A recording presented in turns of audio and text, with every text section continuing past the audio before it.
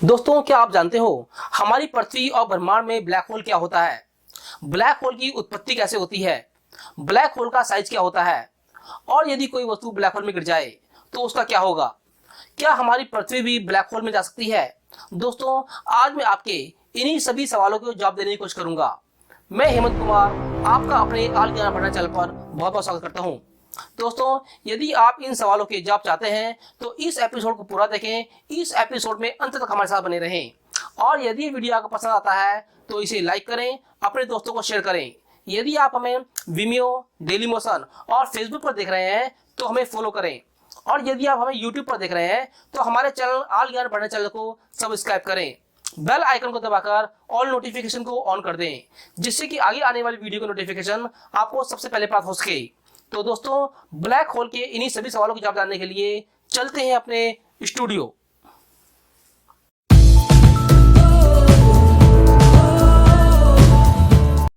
दोस्तों, black hole को लेकर कितनी ही फिल्में बन चुकी हैं।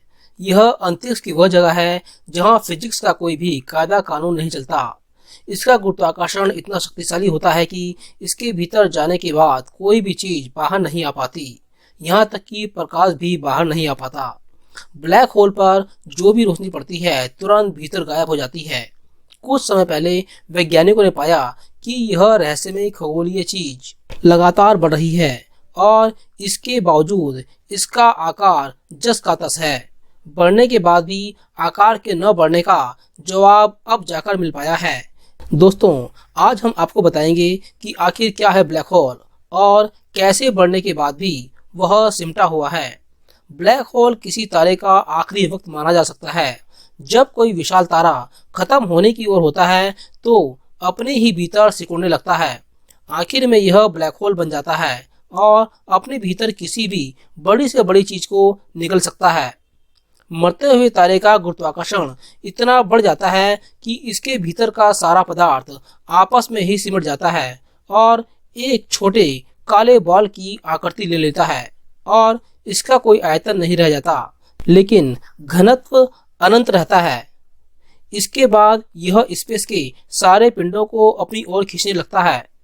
जितनी ज्यादा चीजें इसके भीतर समाती जाती हैं, इसकी ताकत उतनी ही बढ़ती जाती है। ब्लैक होल मुख्य रूप से तीन तरह के होते हैं। इसमें पहला होता है स्टेलर ब्लैक होल, जो हमारे सौरमंडल के सूर्य से लगभग 20 गुना बड़े आकार का होता है।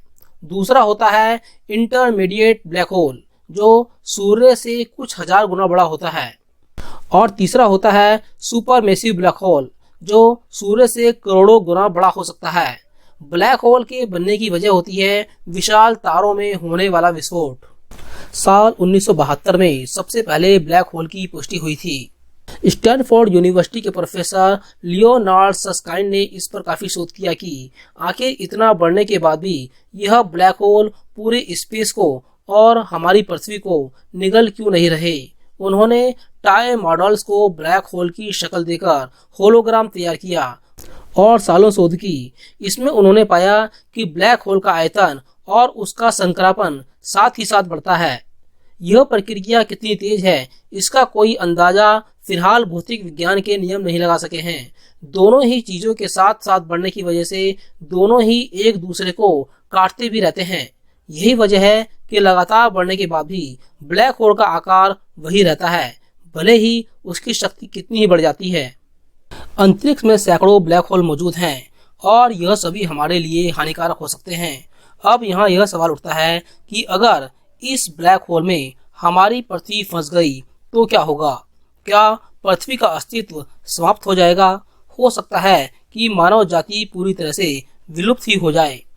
ब्लैक होल की ग्रेविटी या उसकी ओर गुरुत्वाकर्षण खींचने की शक्ति इतनी होती है कि उसके पास से गुजरने वाली हर चीज, चाहे वह बड़े पिंड ही क्यों ना हो या कोई प्रकाश ही क्यों ना हो, इसकी ओर खींचने और इसमें लुप्त हो जाने से नहीं बच पाते।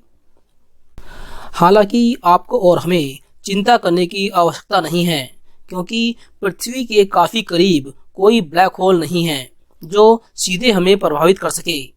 पृथ्वी के सबसे नजदीक ब्लैक होल का नाम V616 मोनोसेरोटिस है। इसे A062000 के रूप में भी जाना जाता है। यह ब्लैक होल हमारे सूर्य से 6.6 गुना ज्यादा भारी है।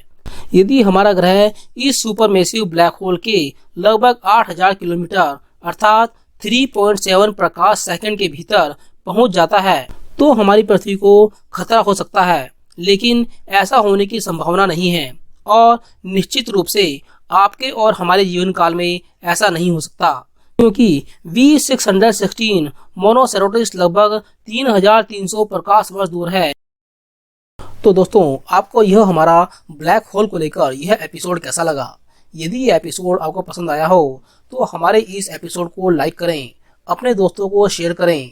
यदि आप हमें विमियो, डेलीमोशन और फेसबुक पर देख रहे हैं तो हमें फॉलो करें, और यदि आप हमें यूट्यूब पर देख रहे हैं तो हमारे चैनल ऑल ज्ञान भंडार चैनल को सब्सक्राइब करें। बेल आइकन को दबाकर ऑल नोटिफिकेशन को ऑन कर दें, जिससे कि आगे आने वाली वीडियो का नोटिफिकेशन आपको सबसे पहले प्राप्त हो सके। तो दोस्तों, अगली वीडियो के साथ फिर मिलते हैं। धन्यवाद।